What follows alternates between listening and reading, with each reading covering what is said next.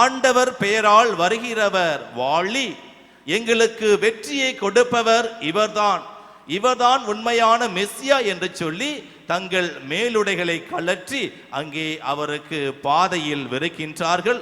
குருத்தொலைகளையும் கையிலே ஏந்தி கொண்டு வாழி வாழி மெஸ்ஸியாவை வருக என்று சொல்லி, தாவீதின் மகனை வருக என்று சொல்லி அவர்கள் ஆரவாரத்தோடு இயேசுவை வரவேற்றார்கள்.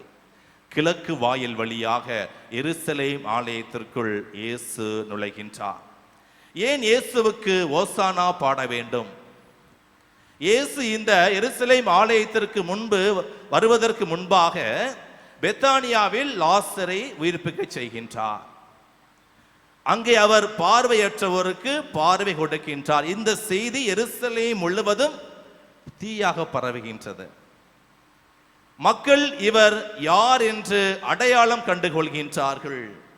அப்பொழுதுதான் பாருங்க, ரோமானி அரசால் கஷ்டப்பட்டு கொண்டிருந்த இந்த சாமானியர்கள் இயேசுனுடைய வருகை இவர்களுக்கு புதிய விடியலை தரும் என்று நம்பிக்கையோடு அவர்கள் அங்கே தாவீதின் மகனை ஓசானா என்று சொல்லி ஆண்டவரை வரவேற்றார்கள்.